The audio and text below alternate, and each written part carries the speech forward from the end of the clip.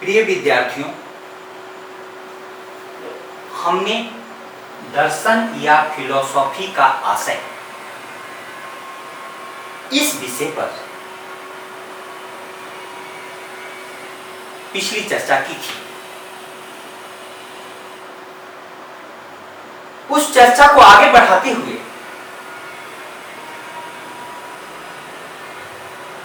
मैं आज दर्शन के मूल आधारों की बात आपको बताना चाहूंगा।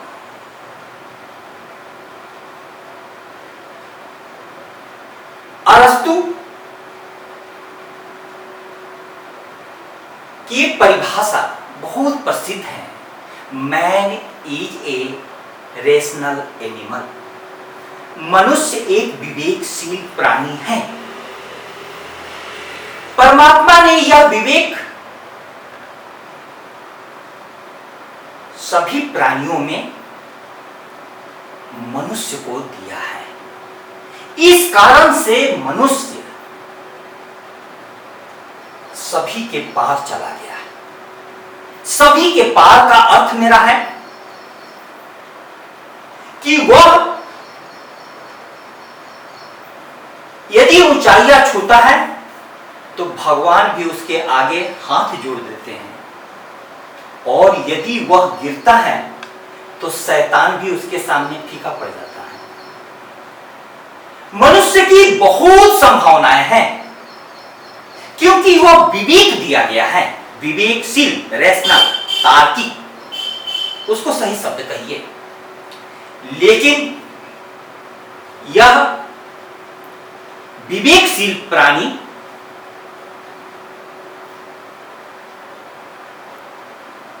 किस प्रकार से आगे बढ़े कि सही मायने में दार्शनिक बन सके। इसलिए दर्शन का मूल आधार जानना जरूरी है। विश्व का सबसे प्रथम विषय दर्शन, सभी विषयों की तह में जाकर उसके वास्तविक स्वरूप को खोजने वाला दर्शन मुख्य रूप से तीन आधारों पर खड़ा है। पहला है तार्किकता। तार्किकता का अर्थ है कि भाव या संवेगों का दर्शन के क्षेत्र में स्थान नहीं है। आप कोई भी बात प्रस्तुत करते हैं तो उसको तार्किक ढंग से प्रस्तुत करना होगा।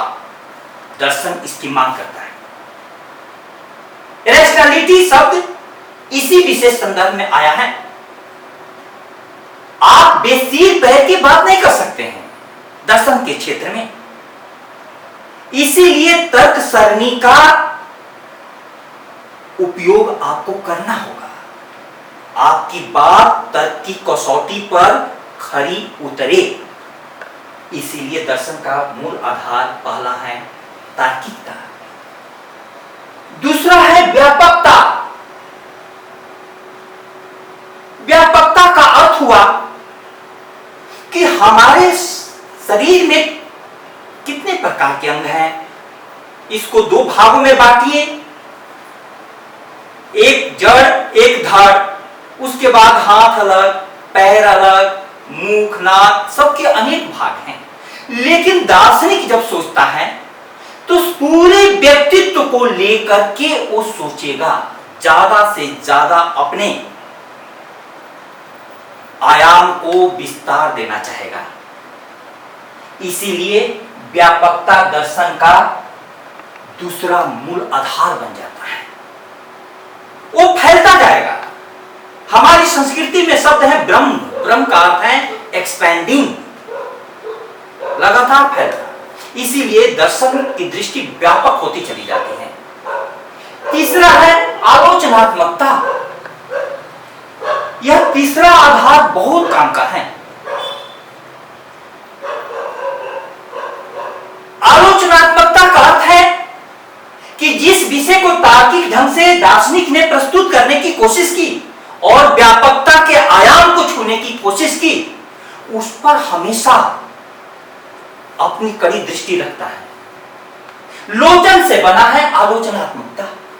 लोचन माने आंखें होती हैं, आंख। माने सम्यक, सम्यक रूप से आंखें देख सके, यह दर्शन का महत्वपूर्ण आधार, तीसरा आधार है आलोचनात्मकता। आज की परिस्थिति में मैं आपको आलोचनात्मकता को समझाना चाहूंगा। तो हमारी संस्कृति में किसी भी विषय पर जब बहस होती थी तो पूर्व पक्ष उत्तर पक्ष दोनों में वाद विवाद से फिर संवाद की ओर बढ़ते थे। विषय विषयश्चैव पूर्व पक्षस् तथोत्तरम्। आलोचनात्मक दृष्टि जो है अपनी कमियों को बताने वाले को खुले दिल से स्वीकार करती है। आज के हालात में इस बिंदु को बहुत विशेष रूप से समझना होगा कि किसी की भी आलोचना सम्यक रूप से करने के लिए बहुत बड़ी प्रतिभा की जरूरत होती है, और वह व्यक्ति आपकी आलोचना से सबसे ज्यादा लाभान्वित होता है। लेकिन आलोचक को लोग अब उस रूप में, सत्कार के रूप में, सम्मान के रूप में नहीं लेते हैं।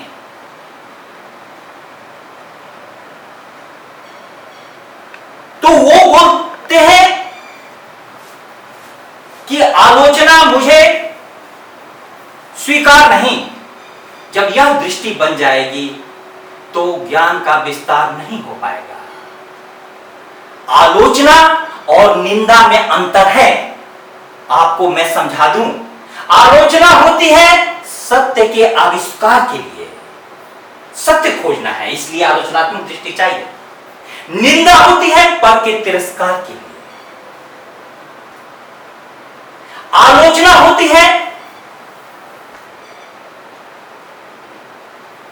किसी को उठाने के लिए, निंदा होती है किसी को गिराने के लिए। आलोचना होती है प्रेम बस, निंदा होती है घृणा बस। अब आप आलोचनात्मक पक्ष को अच्छी प्रकार से समझ गए होंगे। जितने भी विश्वविद्यालय में हम लोग परीक्षा देते थे तो आता था कि इस बात का आलोचनात्मक मूल्यांकन कीजिए। तो इस आलोचनात्मक दृष्टि का दर्शन में विशेष स्थान है कि आपकी दृष्टि तार्किक हो, व्यापक हो, आलोचनात्मक हो। कबीर साहब तो इतना कहते हैं कि निंदक नियरे राखिए, आंगन कुटी छवाए, बिन साबुन पानी बिना निर्मल करे सुभात। वो तो निंदक को रखने की बात करते हैं, हम लोग तो आजकल आलोचक को बर्दाश्त नहीं कर पा रहे हैं। इसीलिए प्लेटो ने कहा कि राजा को दार्शनिक होना चाहिए अथवा दार्शनिक को राजा बना दिया जाए। एक विशेष प्रकार से राजनीतिक वर्ग की प्रशिक्षण की आवश्यकता सब जगह महसूस की जा रही है। क्यों? दर्शन का मूल आधार हमारे जीवन से गायब हो गया। इसीलिए तार्किकता, व्यापकता, आलोचनात्मकता के अभाव में इतने प्रकार के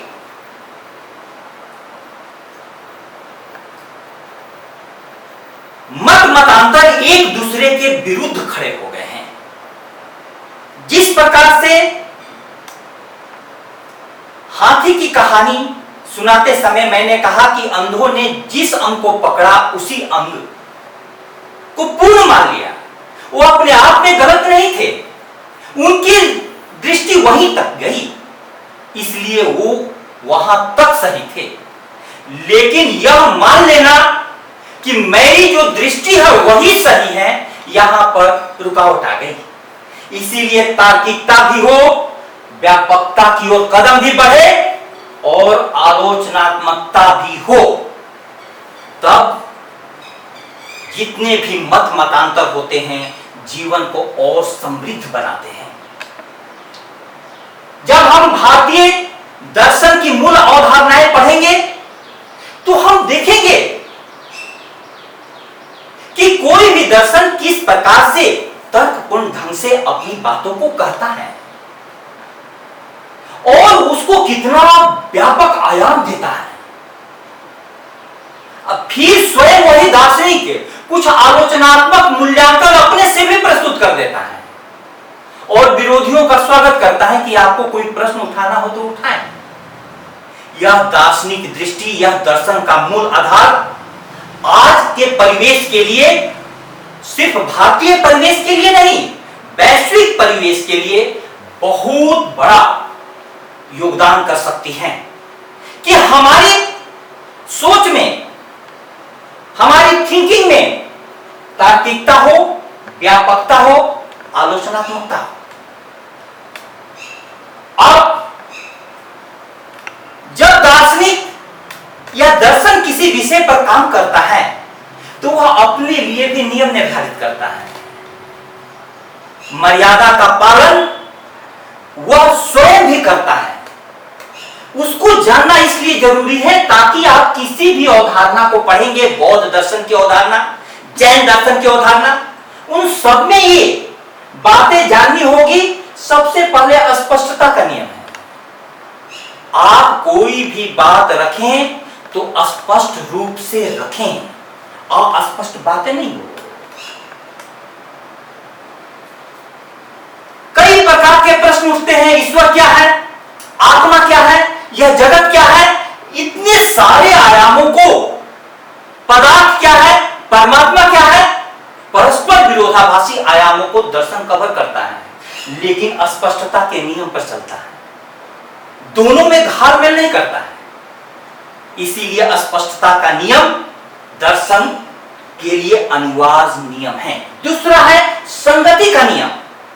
संगति यानी कंसिस्टेंसी। आपका पहला तर्क दूसरे तर्क से कंसिस्टेंट हो, दूसरा तर्क तीसरे तर्क से कंसिस्टेंट हो।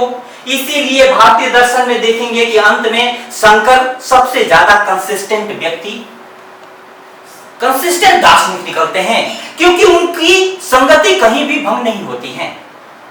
तो कुछ हर दर्शन की आलोचना पढ़ी जाती है तो संगति का नियम में कहीं कहीं स्वतः व्याघात हो जाता है। तीसरा है स्वीकृति का नियम। तथ्यों की खोज और स्वीकृति, ये कितना गहरी दूरदृष्टि वाली बात है। जीवन किसी भी आयाम पर रुकता नहीं है, तथ्यों की खोज लगातार होनी चाहिए और जब भी नए तथ्य मिल जाए तो उसको स्वीकार कर लेना चाहिए। ये दार्शनिक दृष्टि है। पहले कहा जाता था पृथ्वी चपटी है, गैलीलियो ने खोज की और उसके खोज के बाद आया कि वह जो बातें कह रहा है, पादरी ने, राजा ने मिलकर उसे बुलाया कि तुम्हारी खोजें जो है बाइबिल के सिद्धांत के विरुद्ध हैं, तुम माफी मांग लो। उसने कहा कि मैंने जो खोजा उस आधार पर यही बात निकली है। आप कहते हैं कि माफी मांग लो, तो माफी मांगने में मेरे को कोई हानि नहीं है। उस पर शर्त थी कि माफी मांगो या फांसी पर चढ़ा दिया जाएगा। उसने कहा कि मैं माफी मांगता हूं, लेकिन साथ में उसने दूसरी लाइन लिखा कि मेरे माफी मांगने से सत्य बदल नहीं जाएगा। इसलिए तथ्यों की खोज, जब तक आपको पृथ्वी चपटी लगती थी, जिनको दिखाई पड़ती थी पृथ्वी चपटी कहा, जब मिल गया आधार कि पृथ्वी गोल है तो उसको मान लेना चाहिए, दार्शनिक मान लेगा। तथ्यों की खोज और स्वीकृति। चौथा प्रमाण की अनिवार्यता। प्रमाण की अनिवार्यता का मतलब हुआ कि किसी भी तर्क के पक्ष में विभिन्न प्रकार के प्रमाण यानी प्रूफ आप जुटाएं। जितने प्रमाण आपके पक्ष में होते जाएंगे उतना ही सिद्धांत आपका प्रमाणित होता जाएगा। एक प्रमाणिकता की खोज दर्शन के क्षेत्र को और भी ज्यादा ऊंचाइयां प्रदान करता है। इसलिए मैं आपसे यह कहना चाहता हूं कि आप जब कभी भी दर्शन पढ़ें तो दर्शन का मूल आधार और दर्शन के नियम पूरे जीवन को आमूलचूल रूप से परिवर्तित कर देते हैं। दर्शन सिर्फ